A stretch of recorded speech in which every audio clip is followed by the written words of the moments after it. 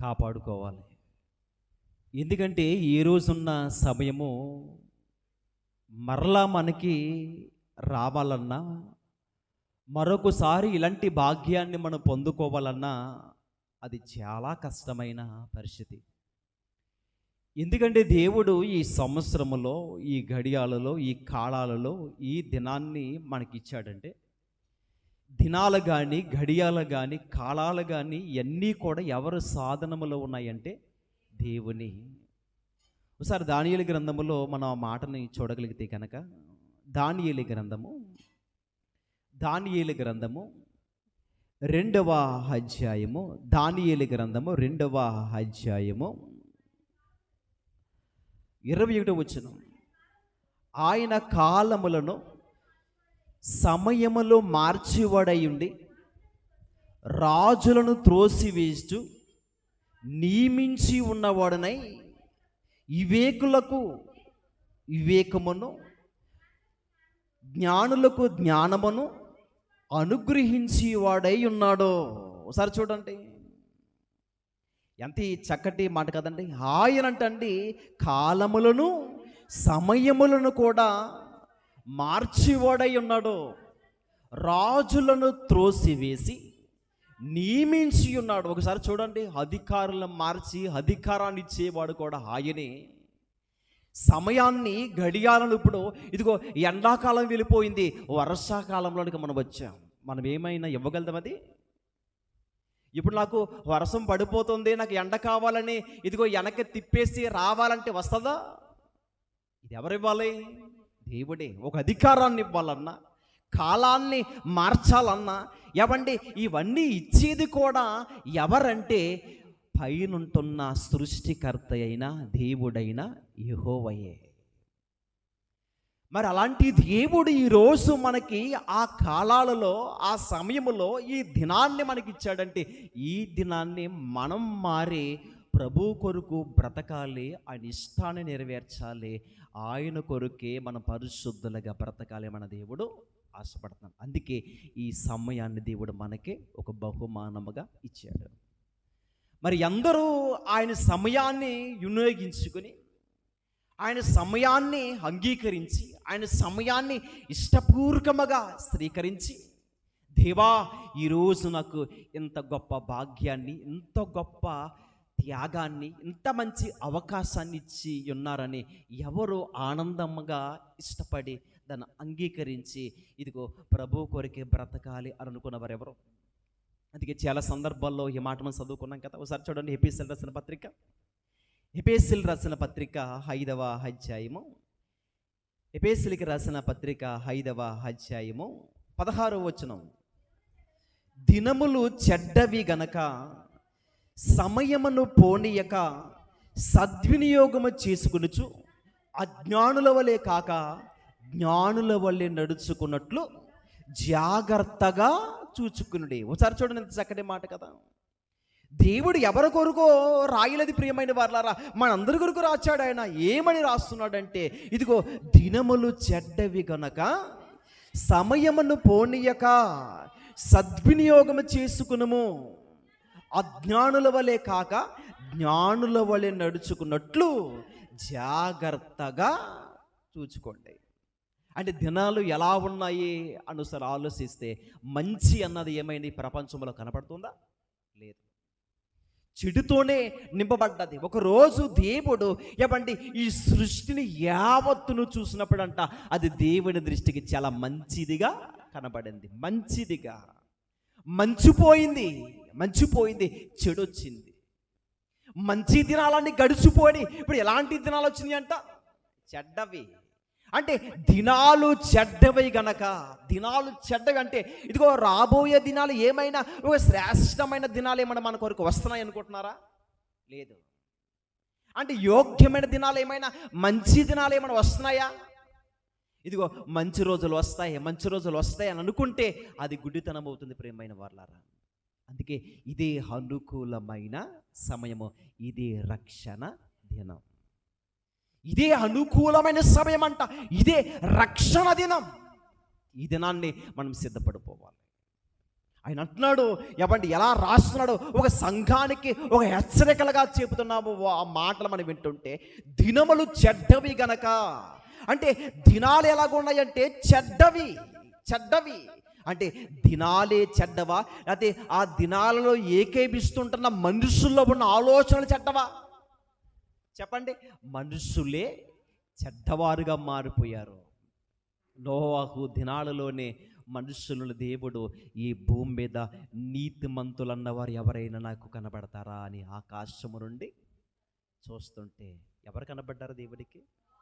అది ఈ తరమవారిలో నీవే నోవాహు, ఈ తరమవారిలో నీవే నా ఎదుట ఒక నీతిమంతుడిగా కనబడ్డావే తప్ప ఏ మనుషును చూసినా కానీ అపవిత్రత, పాపము, దుష్కార్యము, చెడిపోయిన హృదయము వలె అందరూ పాడైపోయి ఉన్నారు. కానీ ఆ తరమ వారిలో నోవాహు మాత్రమే. ఏవండి ఈరోజు కూడా మనుషులు మనం అనుకోవచ్చు, ఏవండి ఎక్కడుందండి మంచి, ఎక్కడ లేదు కదా అనుకోవచ్చు. కానీ దేవుడు మనల్ని మంచి వారుగా మార్చడానికి ఈ అవకాశాలు మనకి ఇస్తున్నాడు. అందుకే దినాలు ఎలాగున్నాయి అన్నాడంటే చెడ్డవి కనుక మీరు ఏం పోనివ్వకూడదు. అది ఈరోజు వినపడుతున్న వాక్యం మరలా రేపు దొరుకుతుందో లేదో కూడా తెలియదు. అందుకే దినాలు చెడ్డవి, సమయాన్ని, ఈ సమయం పోతే మరలా నీకు అలాంటి సమయం దొరుకుతుందో లేదో కూడా తెలియదు, ఏమో చెప్పలే. ఈ నిమిషాన్ని కనబడుతున్న వారు మరొక నిమిషంలో ఉంటారో కూడా తెలియదే. ఇదిగో ఒక గంటలో కనబడుతున్నారు, మరొక గంటలో వారు సజీవంగా ఉంటారో కూడా తెలియదే కదా. ఈ రోజు బ్రతుకున్న వారు మరలా రేపు ఉంటారో కూడా తెలీదు. అందుకే ఏ క్షణాన ఏమి జరుగునో ఎవరికి తెలుసు? ఎవరికి తెలియదు. రక్షణ లేకుండా ఒకవేళ మనం మరణిస్తే అసలు మన పరిస్థితి ఏంటి కదండి.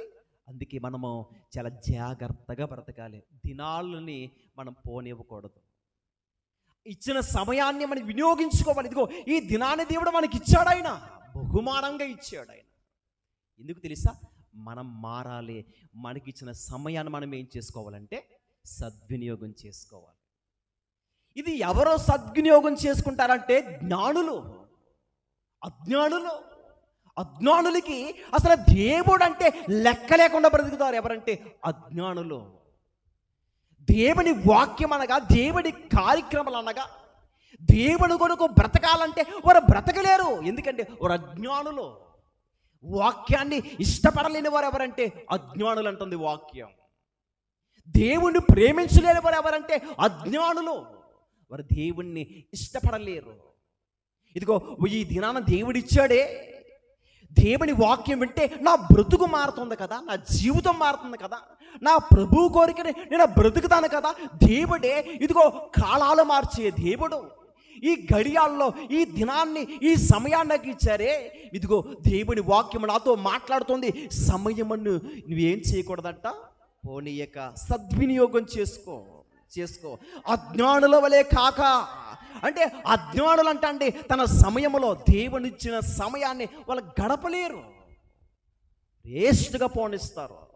చూడండి, చాలామంది మాటలండి లోకములో ఉంటున్న వ్యర్థమైన మాటలు మాట్లాడుకోవాలంటే గంటల సేపు మాట్లాడతారు.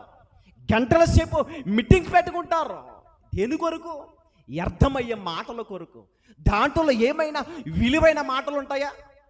యోగ్యమైన మాటలు ఉంటాయా? లేకుంటే మన ఆత్మీయ జీవితాన్ని బలపరిచే మాటలు ఏమైనా అందులో ఉంటాయంటే ఉండవు. పనికిరాని మాటలు ఉంటాయి, చెత్త మాటలు ఉంటాయి దాంట్లో. ఈ మాటల్లోనే గంటల సేపు మన సమయాన్ని ఏం చేస్తాం చెప్పండి? కూర్చోపెట్టేవారు ఎవరి ప్రపంచంలో లేరా? ఉన్నారా? మరి దేవుడు మనకి ఎందుకు ఇచ్చారనుకుంటున్నారు? దేవుడి వాక్యం ఎందుకు మనల్ని ఇలా హెచ్చరిస్తూ మాట్లాడుతుందండి తెలుసా? ఇదిగో ఈ కడవరి దినాల్లో మనం ఉంటున్నప్పుడు, దినాలంటండి చెడ్డవి గనక, ఇదిగో మీరు సమయమును పోనీయక సద్వినియోగం చేసుకునుచు అజ్ఞానుల వలె కాక జ్ఞానుల వలె నడుచుకున్నట్లు జాగ్రత్తగా చూసుకున్నాడు. జాగ్రత్తలు ఉండాలి మనకి. జాగ్రత్తలో ఎవరికైనా ఒక అనారోగ్యముగా ఉంటే వారికి ఆరోగ్యం బాగోకపోయింది అనుకోండి, వారు ఏమంటే డాక్టర్ గారి దగ్గరికి వెళితే, ఇదిగో మీరు ఈ మందు వాడండి, ఈ మెడిసిన్ వాడండి, ఇదిగో మీరు ఇలాంటి కాయగూరలు మీరు వాడండి, మాంసాహారాలని ఏవి మీరు తినకూడదు, ఒకవేళ తింటే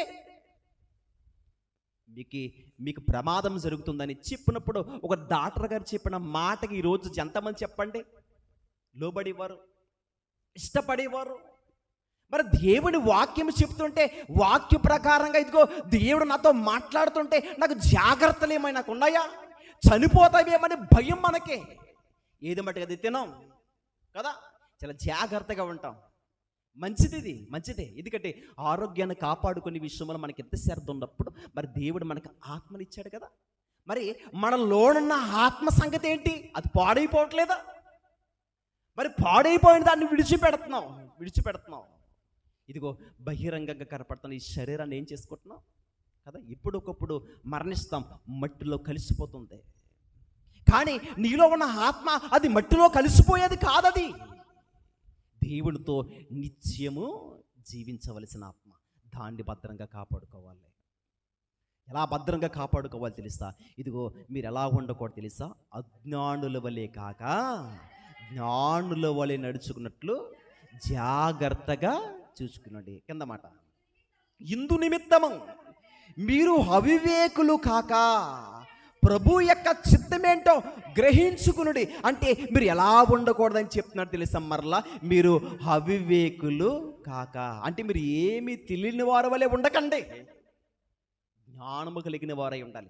దేవుని చిత్తాన్ని ఎరిగేవారు ఎవరంటే, దేవుని చిత్తాన్ని రుచి చూసుకునేవారు ఎవరంటే, దేవుని చిత్తమేంటో గ్రహించుకోవడం అంటే ఏంటి? మనం పరిశుద్ధంగా బ్రతకడమే దేవుని యొక్క చిత్తాన్ని నెరవేర్చినట్లు.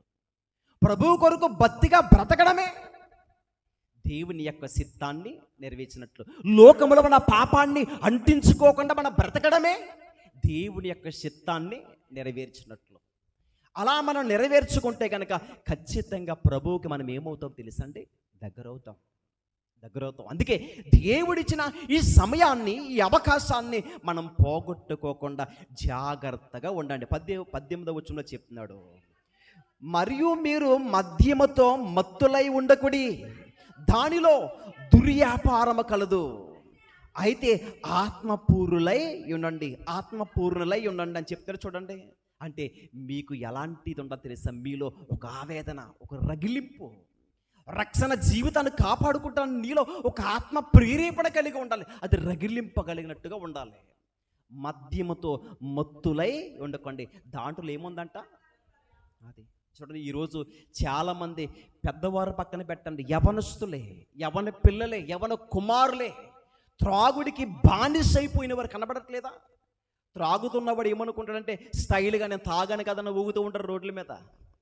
అంటే వాళ్ళంతా అమాయకులు ఎవరు కూడా లేరనుకోవాలి. వాళ్ళు ఏమనుకుంటే పెద్ద పెద్ద పోజులు ఇస్తూ ఉంటారు తాగేసి స్టైల్గా.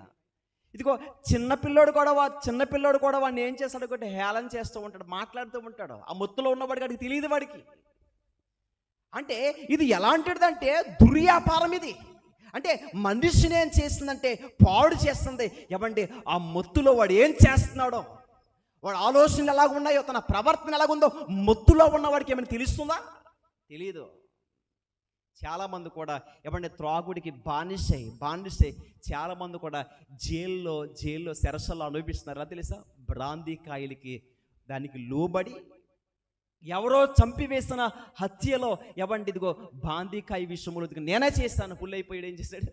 నేనే చేసేసాను ఇది అని లొంగిపోయి దిగిపోయిన తర్వాత అది ఏంటి నేను ఇక్కడ ఉన్నానేంటి అంటే ఇలాంటి సందర్భాలు కూడా ఉన్నాయి ప్రియమైన వాళ్ళ. అంటే చాలామంది ఒక మొత్తు ఏం చేస్తుందంటే మనిషిని ఇదిగో భయంకరమైన ఒక స్థితిలోనికి తీసుకెళ్ళిపోయే ప్రమాదం ఉంది. అందుకే మీరు దానికి ఎలా ఉండాలంటే దూరంగా ఉండాలి. అంటే అవివేకులై ఉండొద్దు.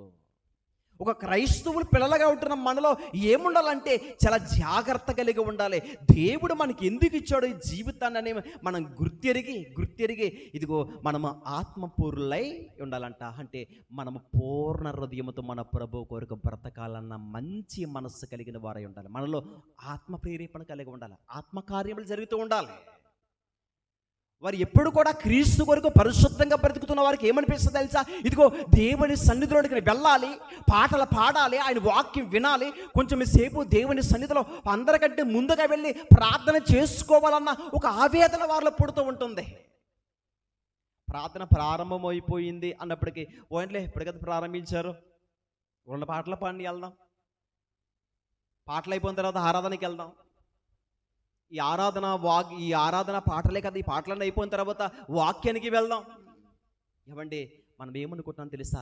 ఏమండి కనీసం రోజుకి 24 గంటల సమయంలో దేవుడు మనకి ఇస్తుంటే ఇన్ని గంటల సమయాన్ని మనం కేటాయిస్తున్నాం, ఎక్కడ గడుపుతున్నాం? దేవుని సన్నిధిలో గట్టిగా మనం లెక్కెడితే అసలు కనీసం గంట గడుపుతున్నామా లేదా కూడా మనం ఆలోచించాలి. ఈ గంటలో కూడా వాక్యం చెప్పినప్పుడు కూడా ఎప్పుడు ముగింపు అయిపోతుందా అని ఆలోచించేవారు బోల్డ్ మంది, అవునే కదా? చెప్పండి. ఎప్పుడు నన్ను వదిలేస్తారా, ఎప్పుడు వెళ్ళిపోవాలన్న ఆలోచన నేటి క్రైస్తవులో కనబడుతుంది. ఏమండి ఇలాంటి మనసు ఉండకూడదు తెలుసా మన క్రైస్తవులకి, తెలుసా? ఎందుకంటే ఒక సోది మాటలు గంటలు వినడానికి ఇష్టపడతాం కదా. మరి దేవుని సన్నిధిలోని ఎందుకు మనము కనీసం ఏమండి ఒక గంట సేపు అయిన వాక్యాన్ని వినలేని స్థితిలో మనం ఉంటున్నామంటే ఏమండి అది ఎంత దిగదారిన స్థితిలోనికి తీసుకెళ్తుందో ఒకసారి ఆలోచించండి.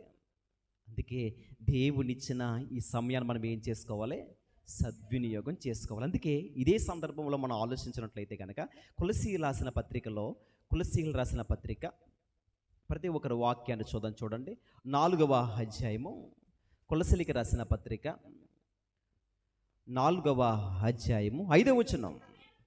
సమయమును పోనీయక సద్వినియోగము చేసుకొనుచు సంగమునకు వెలుపట వారి ఎడల జ్ఞానము కలిగి నడుచుకునుడి. ఎలా నడుచుకోవాలంట అంటే జ్ఞానము కలిగి నడుచుకోవాలి. అంటే జ్ఞానం అనగా దేవుని యందు భయభక్తులు కలిగి నడుచుకోండి. ఎవరి ఎడల అంటున్నాడు ఆయన. అక్కడ చూడండి, పై వచ్చిన చదువుకున్నాం కదా మనం, మళ్ళా చదవండి మాట. సమయమును పోనీయక సద్వినియోగం చేసుకునుచు అది సంగమునకు వెలుపటి వారి ఎడల జ్ఞానము కలిగి నడుచుకునండి. చూడండి, అంటే ఎలా నడుచుకోవాలని చెప్పాడంటే సంగమునకు వెలుపటి వారి ఎడల జ్ఞానము కలిగి నడుచుకునుడి. అంటే సమయాన్ని నువ్వేం చేయకూడదని చెప్తున్నాడు, మరలా పోనివ్వద్దు. అంటే ఈ సమయము ఎంత ప్రాముఖ్యమైందో, ఎంత శ్రేష్టమైందో, ఎంత భాగ్యమైందో కదా. అంటే ఈ సమయాన్ని ఎంతమంది చెప్పండి దొంగిలించేవారు, గంటల మొబైల్ ఫోన్లో గడిపేవారు, ఇష్టమైన కార్యక్రమంలో మునిగిపోయి చూసేవారు. ఏమండి చాలామంది కనపడుతున్నారే.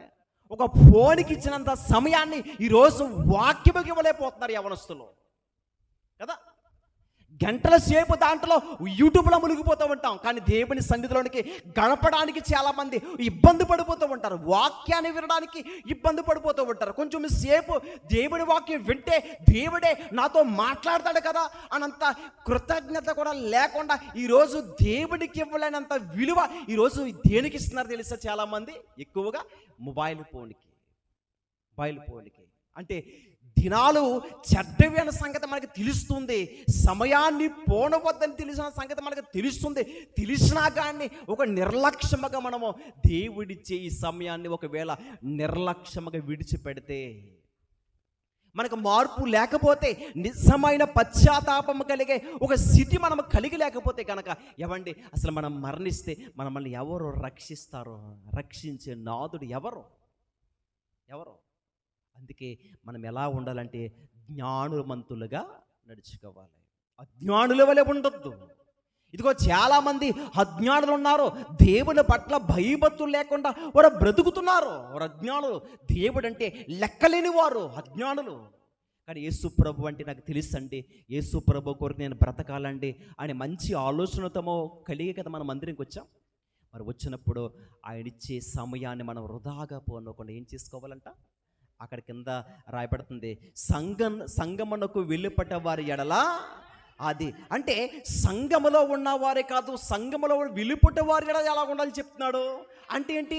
భయభక్తులు కలిగి ఉండాలి. అంటే నిన్ను చూడగానే ఒక భయం పుట్టాలి, నువ్వు ఎలాగైతే దేవుని పట్ల భయభక్తులు కలిగి ఉంటున్నావో, ఇదిగో నిన్ను చూసి వేరే వాళ్ళు కూడా భయం కలిగి, ఇదిగో ఫలానా వ్యక్తి ఫలానా ఆమె వస్తుంది, ఇదిగో నేను చాలా వినయముగా ఉండాలి, జాగ్రత్తగా ఉండాలన్నంత స్థితి వెంటనే వారిలో కలుస్తుంది. లోక సంబంధములతో మాట్లాడినట్లుగా నీ ఎదుట వారు మాట్లాడలేరు. ఎందుకు అనుకుంటున్నావు? అంటే నేను చూడగానే వారికి ఏం కలుగుతుంది? అది అంటే భయమే కాదు, మాదిరి కనబడాలి, మాటల్లో మాదిరి కనబడాలి, మన శాస్త్రంలో మాదిరి కనబడాలి. ఏమంటే మనం మాట్లాడుతున్న మాటలు కూడా వారు విన్నట్టుగా ఉండాలి, విని మార్చి ఏమంటే ఆ జ్ఞానవంతులుగా మనం మార్చి బిడ్డలుగా మనం తయారు కావాలి. అది ఎప్పుడు మనము ఆ విధానం నేర్చుకుంటాం తెలుసా? అక్కడ చెప్తాడు, సంగమునకు వెళ్ళిపట్టే వారి ఎడల అది నడుచుకోవాలంట. నడుచుకోవడం చాలా ప్రాముఖ్యమైనది. ఇదిగో నేను విశ్వాసిని, నేను భక్తి కలిగిన దానని, ఇదిగో నాకు ధర్మశాస్త్రం తెలుసు, వాక్యము తెలుసు అని చెప్పుకుంటే ప్రయోజనం లేదంట. దాన్ని నడుచుకోవాలంటాడు ప్రతిదీ విషయాల్లో. ఆ చాలా విషయాలు మనం పోయిన వారంలో చాలా సందర్భాల్లో ఉన్నాం కదా ధర్మశాస్త్రం కోసం కదా. అందుకే రోమాపత్రికలో మాట చదువుకున్నాం చాలా సందర్భాలు. ఒకసారి అక్కడికి వెళ్దాం చూడండి. రోమాపత్రిక 2వ అధ్యాయము, రోమాపత్రిక 13వ వచనం కదండి. ధర్మశాస్త్రం వినేవారు దేవుని దృష్టికి నీతిమంతులు కారు కానీ ధర్మశాస్త్రమును అనుసరించి ప్రవర్తించేవారే నీతిమంతులుగా ఎంచబడతారంట కదా. ధర్మశాస్త్రం ఏంటో మనకు తెలుస్తుంది. ఏంటి? అది వాక్యం.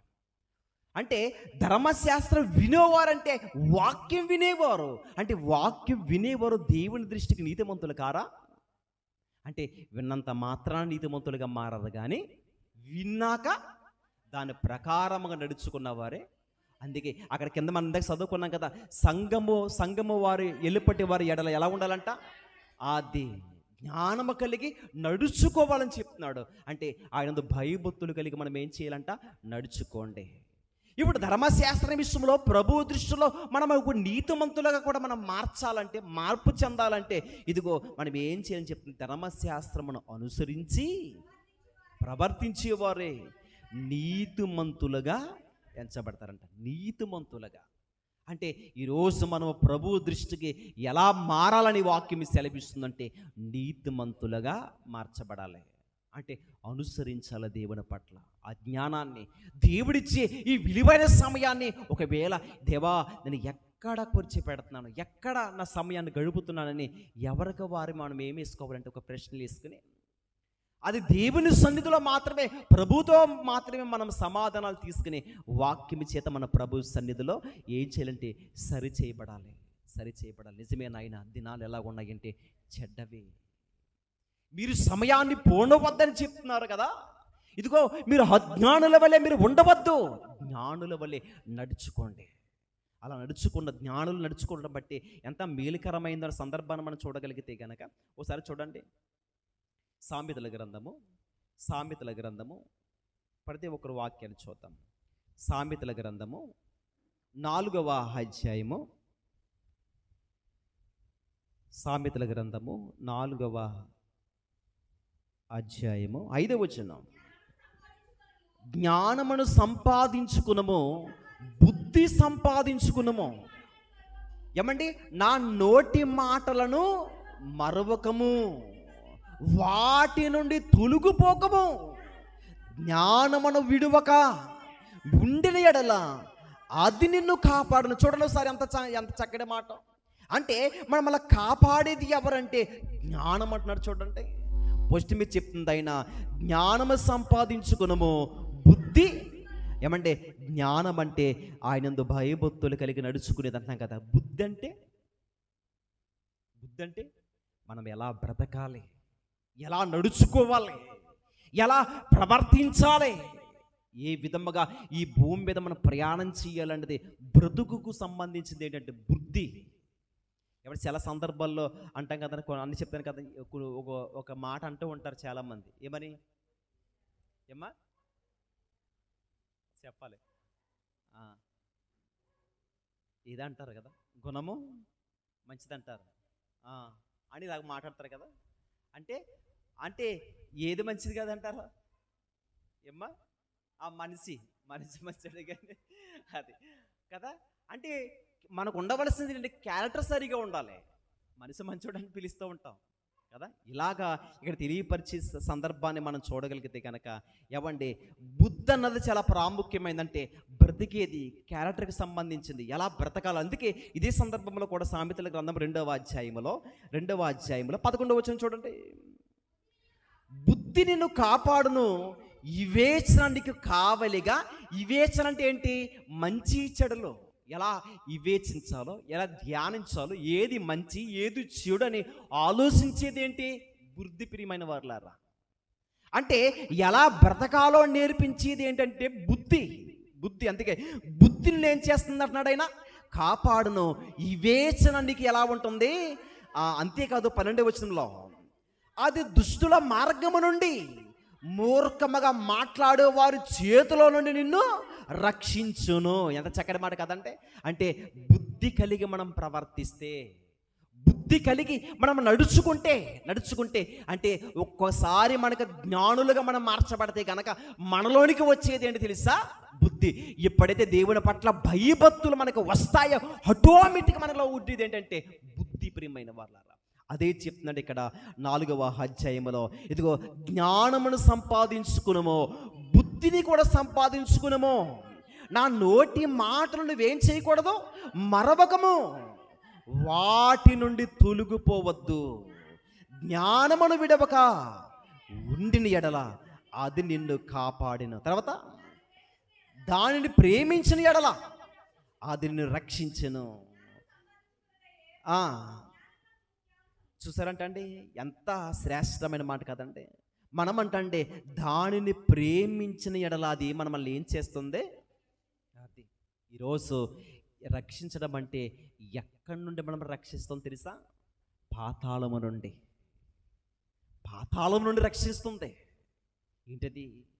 జ్ఞానం. ఎంత శ్రేష్టమైంది కదా. అందుకే ఈరోజు సరిగా మనం మాట్లాడాలన్నా ఆ తెలివి, ఆ వివేకము, మంచి జ్ఞానం రావాలంటే కూడా మనుషుల్లో ప్రతి ఒక్కరిలో కూడా, అది యవనస్తుల్లో కానీ పెద్దవారిలో కానీ ప్రతి క్రైస్తవుల్లో కూడా సంపాదించుకోవలసింది ఏంటి తెలుసా? జ్ఞానం. ఆ జ్ఞానాన్ని మనం సంపాదించుకోవాలి. అది మనుషుల వల్ల లేదా తెలివితేటల వల్ల ఎవరికి అది రాదది. దేవుడు ఇవ్వాలి ప్రియమైన వాళ్ళారా, ఇవ్వాలి. ఈరోజు వాక్యాన్ని చదువుకుంటుంటారు చాలామంది, చదువుతారు కానీ అర్థం చేసుకోరు చాలామంది. అర్థమవదు ఈ వచనం ఏంటి. వాక్యాన్ని వింటున్నానండి, బైబిల్ చదువుతున్నానండి, అయినా కానీ ఇదిగో నా మైండ్లో ఉండట్లేదంటే నీకు జ్ఞానం లేదు. అది రావాలంటే, ఆలోచన నీకు ఉండాలంటే దేవుని పట్ల నీకేముండాలి? భయభక్తులు కలిగి దేవుణ్ణి అడగాలి. అందుకే యాకోబు పత్రిక చూడండి, యాకోబు పత్రిక కనుక ఉంటుంది. అది యాకోబు పత్రిక 1వ అధ్యాయము జగత్త 5వ వచనం. మీలో ఎవనకైనను జ్ఞానము కొదువుగా ఉన్నని ఎడల అది దేవుణ్ణి అడగవలను, అది అప్పుడు అతనికి అనుగ్రహింపబడను. చూడండి, అంటే ఈ జ్ఞానాన్ని ఇచ్చేది ఎవరో? దేవుడు. మనుషులు ఇవ్వలేరు. అది మన తెలివితేటల వల్ల మనకు రాదది, తెలుసండి. ఏమంటే చదువు ఉండొచ్చు ప్రియమైన వాళ్ళారా, తెలివితేటలు అవి మనకి ఉండొచ్చు, కానీ జ్ఞానము కలిగే ఆ తెలివితేటలో ఈ తెలివితేటలు వేరు, అది వేరు ప్రియమైన వాళ్ళారా, తెలుసండి. ఇది ఎవరిస్తారంటే దేవుడే. అందుకంటున్నాడు, నీకు ఏం కొదువు ఉన్నాయాడంట? అతడు నువ్వు ఏం చేయాలంటే దేవుణ్ణి అడగాలి. అడిగితే అప్పుడు నీకు ఏం చేస్తాడు ఆయన? అడిగారు ఎప్పుడైనా లాగా? వాక్యాన్ని ఎన్నో సందర్భాల్లో మనం చదువుకున్నాం కదా. దేవా, ఇదిగో వాక్యాన్ని చదువుకుంటున్నాను ఆయన, అయినా కానీ ఆ వాక్యం నా హృదయంలో ఉండట్లేదు, వెళ్ళిపోతుంది. ఎవరితో ఎలా మాట్లాడాలో కూడా నాకు తెలియట్లేదు, నాకు నేర్పించండి. ఇదిగో ఏ మనుషుతో ఎలా సమాధానం చెప్పాలో ఆ మంచి మనస్సు నాకు ఇవ్వండి. ఆ జ్ఞానాన్ని సంపాదించుకోవాలన్నా ఇవ్వండి. ఇలాంటి ఆలోచన కలిగి మనం ఏం చేయాలంటే ప్రభు సన్నిధిలో మనం ఏం చేసుకోవాలి? కోరుకోవాలి. సొలొమోను రాజు గారు అడగలేదా? ఎన్నో సందర్భాలు విన్న మాటలే కదా, కొత్తవేం కాదు, అన్నీ పాతవే. సందర్భాలు బట్టి మనం మాట్లాడుకుంటుంటే ఏవండి, సొలొమోను రాజు అయిన సొలొమోను రాజుకి ఏమి తక్కువ చెప్పండి? ఆయనకి బంగారం ఏమైనా తక్కువ? పనివారు ఏమైనా తక్కువ? లేకపోతే సైనికులు లేరా? బంట్రోతులు లేరా? చెప్పండి. లేకంటే పశువులు ఇవన్నీ లేవా? ఆయనకు ఉండడానికి ఐశ్వర్యం లేదా? ఇవన్నీ ఉన్నా కానీ దేవుని సన్నిధిలో మోకరించి ఏం కోరుకున్నాడు అతడు? ఎందుకు కోరుకోవాలి? అది లేకపోతే ఎవరితో ఎలా మాట్లాడాలో కూడా తెలియదు ప్రియమైన వాళ్ళ. ఇన్ని ఉన్నాయి కదా అనుకోవచ్చు, అన్నీ ఉండొచ్చు, కానీ దేవుని జ్ఞానం మనకు లేకపోతే ఈ భూమి మీద నువ్వు ఎలా బ్రతకాలో నీకు తెలియదు. ఎలా క్రీస్తు కొరకు బ్రతకాలో, ఎలా నువ్వు నిలబడాలో, యేసు ప్రభు కొరకు ఎలాగైతే నువ్వు జీవించాలో ఆ స్థితి నీకు తెలియదు. అది తెలియాలంటే, నువ్వు నడుచుకోవాలంటే ప్రభు పట్ల భయభక్తులు కలిగి ఉండటమే ఏంటంట అది. చూసారా, అందుకంటాడు ఆయనందు భయభక్తులు కలిగి ఉండడం బట్టి జ్ఞానమునకు మూలం. అంటే ఆయనందు భయభక్తులు కలిగి ఉండడం బట్టి కూడా, అంటే నీకు ఆటోమేటిక్గా భయభక్తులు కలిగి ఉండే స్థితి నీలో కనబడుతుందంటే నీవు ఎవరికి భయపడుతున్నావు? అది అబ్రహాము గారు ఎవరికి భయపడిన వ్యక్తి తెలుసా? దేవునికి. నీకు ఒక్కడయ్యనో నీ కుమారుణ్ణి ఇదిగో నాకు దహన బలిగా ఇవ్వాలని చెప్పగానే ఎవరిని తీసుకెళ్ళిపోయి ఇదిగో బలి ఇవ్వడానికి సిద్ధముగా ఉండగానే అబ్రహాముని పిలిచాడు ఆయన. నీవు దేవునికి భయపడిన వాడు అంటే దేవుణ్ణి ప్రేమించేది ఎవరో తెలుసా? ఒక అబ్రహాము గారు. అంటే లోబడే తత్వం ఎవరికి ఉందంటే ఒక అబ్రహాము గారు కనబడుతుంది. మాటకి విధేయత చూపించేవాడు, దేవుణ్ణి ప్రేమించేవాడు, ప్రతి సలహా కూడా, ప్రతి విషయంలో కూడా దేవుని మీదే ఆధారపడే వ్యక్తి ఎవరంటే ప్రియమైన వారలారా ఎవరండి? అబ్రహాము గారు. అంటే ఈరోజు మనము కూడా అలాంటి భక్తులను చూసి మనం ఏం చేసుకోవాలి? నేర్చుకోవాలి. అందుకే అప్పుడే ఆ తెలివి అన్నా, ఆ జ్ఞానం అన్నా, ఆ వివేచన అయినా మనకు రావాలంటే ఏమంటిదిగో దేవుని పట్ల మనకేముండాలి చెప్పండి? అది ఒకవేళ అవివేకులుగా, అజ్ఞానుల వలె ఒకవేళ ప్రభువుని విడిచిపెట్టి చాలామంది లోకముల బ్రతికెవరు లేరా? దేవుడు ఎవండి ఇదిగో ఒక ఇద్దరు కుమారుల కోసం మాట్లాడుతున్నారు కదా. ఒక తండ్రికి ఇద్దరు కుమారులు ఉన్నారు. ఆ ఇద్దరు కుమారుల విషయంలో ఒక చిన్న కుమారుడు వచ్చాడు. తండ్రి ఇదిగో నా ఆస్తులు సగభాగం నాకు రావాలి కదా, నాకు ఇచ్చి. ఏంటి నా కుమారుడా, నువ్వు చిన్నవాడవు కదా, నువ్వు పెద్దవాడు అయిన తర్వాత, నీకు వివాహమైన తర్వాత ఇదిగో నీకు రావలసిన సమస్తమైన ఒక భాగంలో ఉన్న ఆస్తి నీకు ఇస్తాను.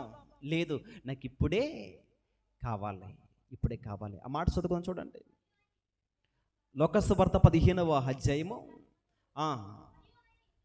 మరియు ఆయన ఇట్లను, ఒక మనుష్యునికి ఇద్దరు కుమారులుండరి. వారిలో చిన్నవాడు తండ్రి ఆస్తిలో నాకు వచ్చు భాగ్యమిమ్మని తన తండ్రిని అడగగా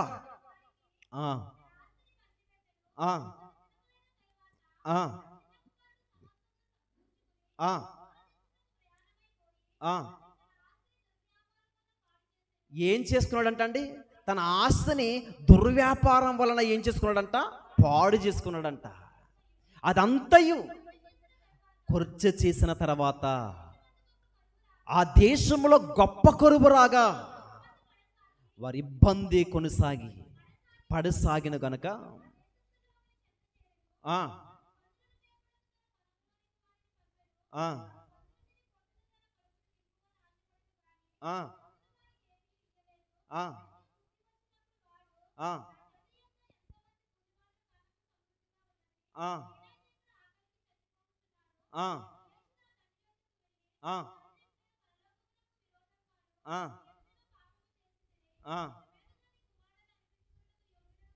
చాలండి, ఒకసారి చూడండి సందర్భాన్ని చక్కగా ఉందో.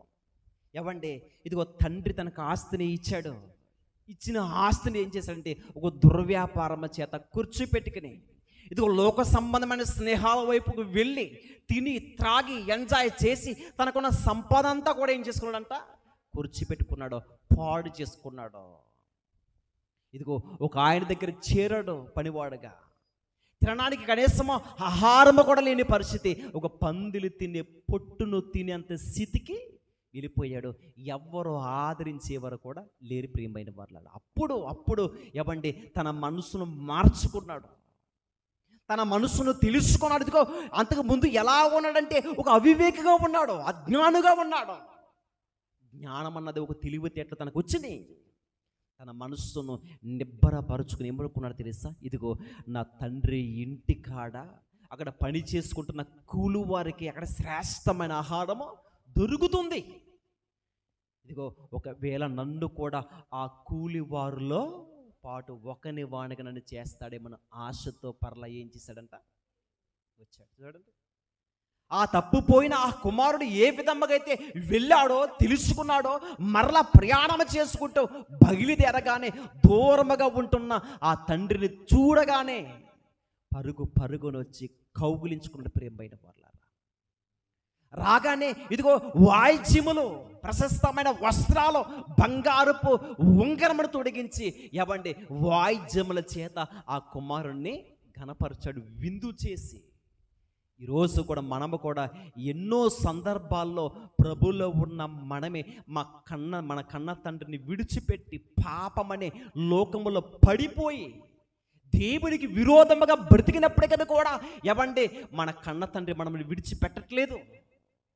తప్పిపోయి వెళ్ళిపోయిన కుమారుడు ఎలాగైతే మరలా తన తప్పు తెలుసుకుని ఎలాగైతే మరలా నా కన్న తండ్రి దగ్గరికి వెళ్ళాలి, నన్ను క్షమిస్తాడని ఎలాగైతే ఒక త్యాగముతో ఇష్టపూర్వకంగా బయలుదేరాడో, ఈరోజు కూడా యేసు ప్రభు నమ్ముకున్న తర్వాత కూడా మనము కూడా ఎన్నో సందర్భాల్లో పడిపోయిన వారమే, జారిపోయిన వారమే, పాపములో పడిపోయిన వారమే. అయినా కానీ ఎవరిని ఎలాగైతే తను తెలుసుకుని తండ్రి దగ్గరికి వచ్చాడో, ఈరోజు కూడా మనము కూడా ప్రభు పట్ల భయభక్తులు కలిగి మన పాపములు ఒప్పుకుని తండ్రి క్షమించే దేవుడివి, ఆదరించే దేవుడు అని మరలా మనము ఆయన దగ్గరికి వెళ్ళగలిగితే కనుక ఖచ్చితంగా ఆయన మనల్ని ఏం చేసే దేవుడు చెప్పండి?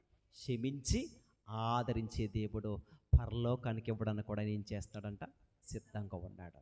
మరి అలాంటి తండ్రిని విడిచిపెట్టి ఇదిగో దుష్టుడైన వాడి వైపుకి మనం వెళ్దామా? దుష్టుల వైపుకి. ఆ దుష్టుడు మనల్ని ఏం చేస్తున్నాడంటే వాడు మాట మాటికి వాడు ఏం చేస్తున్నాడంటే వాడు ప్రేరేపిస్తున్నాడు దీనికోసం, పాపములు పడేయాలని. అందుకే ఏమంటే దుష్టుడు కోసం రాయబడిన మాటల్లో కనపడుతుంది. వాడంటండి వాడికి ఉన్న సమయము కొంచెమే అని తెలుసుకుని ఇదిగో మీ యొద్దకు బహు క్రోధముగా మీ యొద్దకు ఏం చేశాడంట? వాడు దిగి వచ్చాడు. వాడుకున్న సమయము కొద్దిగానే. ప్రకటన గ్రంథములో ఆ మాట మనకు కనబడుతుంది కదా. అంటే వాడుకున్న సమయం అంటే కొద్ది సమయమే అంటే వాడు పాతాళమనే అగాధములోనికి వెళ్ళిపోయే రోజులు వాడుకున్నాయి.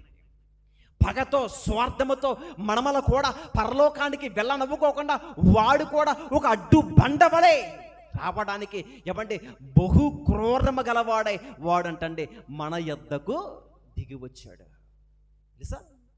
అంటే వాడు ఆ విధముగా దిగి వచ్చి ఉన్నాడంటే వాడుకున్న సమయము తక్కువ అనే సంగతి వాడు తెలుసు. అందుకే దేవుడు చెప్తున్నాడు, సమయమును మనం ఏం చేసుకోవద్దు. అది వాడు పాపములో పడవేసి ఇదిగో ఆఖరికి ఆరని అగ్నిలోనికి వాడు తీసుకెళ్ళడానికి వాడు ఏం చేస్తున్నాడంట? సిద్ధంగా ఉన్నాడు. అందుకే మనం ఎలా ఉండాలి? వాడు పని ఏంటో తెలుసా? అటు ఇటు తిరిగే పని. ఎవరిది? దుష్టుడిది.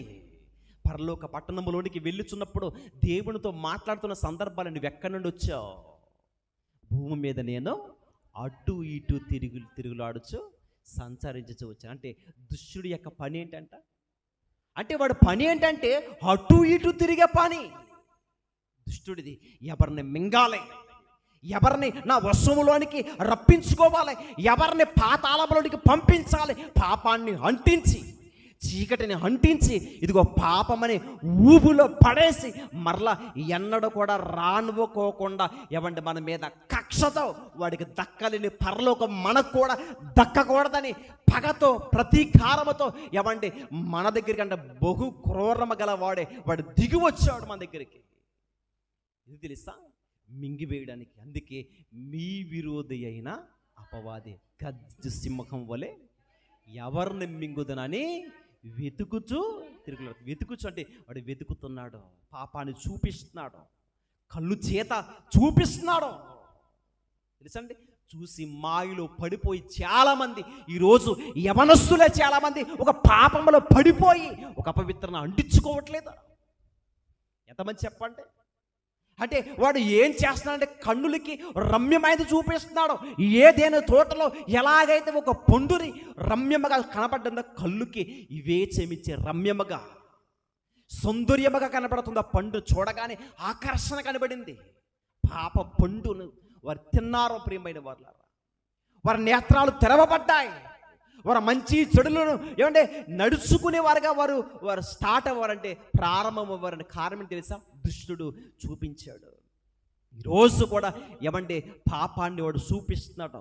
చూపు వల్ల, మాటల చేత, ఆలోచన చేత ఎవరు జారిపోవద్దు. దుష్టుడి యొక్క ఆలోచనలకు పడిపోతే మరలా లెగిసి మనం నిలబడాలని చాలా కష్టమైన పరిస్థితి. అందుకే దేవుడిచ్చిన సమయాన్ని పోగొట్టుకోకుండా ప్రతిదినం ఆయన వాక్యాన్ని వినాలన్న ఆలోచనే. ఎంతోమంది సేవకులు కదండి, ఇదిగో మన కనీసం పని చేసుకుంటూ వాక్యం వినొచ్చు. యూట్యూబ్ అలా ఆన్ చేసి వాక్యం పెట్టుకుని మనకు పని ఉందా, పని చేసుకుంటూ వినొచ్చు నువ్వు వాక్యం. నువ్వు ఎక్కడికి వెళ్ళినా సరే చక్కగా వాక్యం వినొచ్చు. ఏదో మందిరాల్లోనే వాక్యం లేదు, యూట్యూబ్లో ఎంతోమంది మంచి సేవకులు మంచి ప్రసంగాలు ఉన్నాయి కదా, కనీసం అవి వినడానికైనా సరే మనకి బద్ధకం ప్రియమైన వాళ్ళారా. లోకములో ఉన్న వ్యర్థమైన మాటలు వినడానికి హావుసు ఈ ఊసు చెప్పుకోవడానికి ఇష్టపడతారే తప్ప దేవుని వాక్యాన్ని వినేవరేది. ఎంతోమంది ఇంటికాడే సమయాన్ని వృధా చేసుకుని వ్యర్థముగా గడిపేవారు కనబడట్లేదా? దేవుడు అంటే ఏమైనా భయం ఉందో వాళ్ళకి? దేవుడు అంటే ఏమైనా భక్తి కానీ, దేవుడు అంటే భయము కానీ, ఇదిగో ఈరోజే నాకు మరణం వస్తే నా పరిస్థితి ఏంటి, ఇలాంటి ఆలోచన కలిగి మనం లేకపోతే, జాగ్రత్తలు తీసుకోకపోతే, నువ్వు జాగ్రత్త కలిగి నడుచుకోవాలి. జాగ్రత్త కలిగి, ఎందుకంటే ఈ జాగ్రత్తలు మనకి లేకపోతే పరలోకానికి వెళ్ళే అవకాశాలు మనకి లేవు ప్రేమైన వాళ్ళ, లేవు. ఇలాంటి జ్ఞానం కలిగి ఉంటే ప్రభు పట్ల మనకి ఏముండాలి తెలుసా? త్యాగం ఉండాలి. అందుకే చివరిగా మాట ముగించుకుందాం. ఫిలిప్పీలకు రాసిన పత్రిక 3వ అధ్యాయము 14వ వచనం. క్రీస్తు యేసునందు